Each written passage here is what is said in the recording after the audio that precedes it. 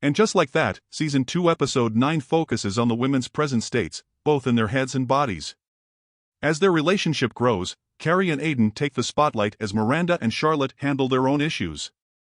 Relationships get tested, choices are made, and unexpected turns pop up as the characters keep growing.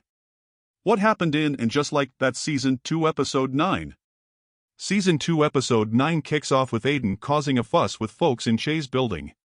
Aiden comes to New York for the weekend and is super friendly to the neighbors, which is what you do when you're staying in someone else's place for sex.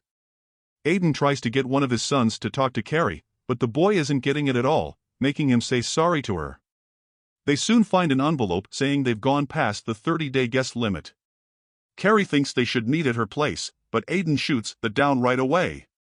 Elsewhere, Seema starts dating the hot European filmmaker despite her doubts, leading one of her co-workers to say that you've got to do whatever you can to make a sale. It'll be cool to see how long that lasts.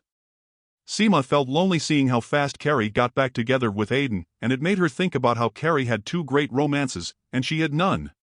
The growing romance with the European filmmaker looks good, but if the past episodes are anything to go by, Seema's love stories always end after she finds something weird about her partners.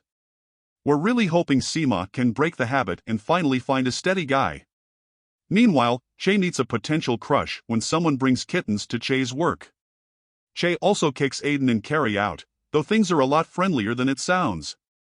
Elsewhere, Anthony can't believe that a young and good-looking guy like Giuseppe would want him and gets more and more suspicious.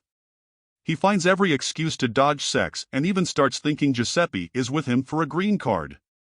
When Anthony finally shares his doubts, Giuseppe says one of his parents is American, and he's a dual citizen.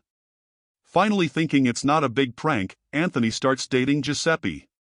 Naya has sex all the time with a guy from a dating app and at first likes how detached sex can be. Of course, their antics annoy Miranda, who's next door. There's only one bathroom at Naya's, and you have to go through her room, adding to Miranda's troubles. During the breaks from sex, Naya and her partner scroll on social media, glad they don't have to chat.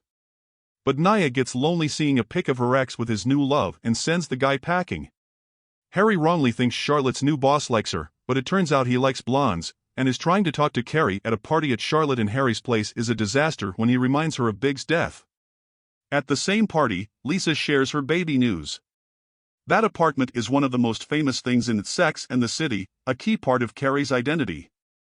After Big's passing, she moved back because that's where she felt best alone, the only place for single life. Things are different with Aiden back. As great as he's always been, Aiden tells her he can't ever go into that apartment again because of the bad memories. In this episode, Carrie decides to sell the apartment and look for a bigger place where Aiden and his boys can stay. Seema seems to have just the place. Carrie's surprised when Aiden's ex, Kathy, gets in touch and asks to meet, but she agrees. When they finally talk, Kathy begs Carrie not to hurt Aiden again, now that kids are involved. Carrie sees what she means and doesn't get mad. Later, she tells Seema she'll buy the bigger place and calls her current home her old apartment, showing she's ready to move on. Lily's driven and focused, totally different from Brady since his girlfriend dumped him. Worried, Miranda asks Charlotte if Lily can help her son, leading to Lily's visit. When Miranda gets home the next morning, she finds Lily leaving Brady's room, making her think they had sex. When she tells Charlotte, they debate what to do but end up deciding to let things play out.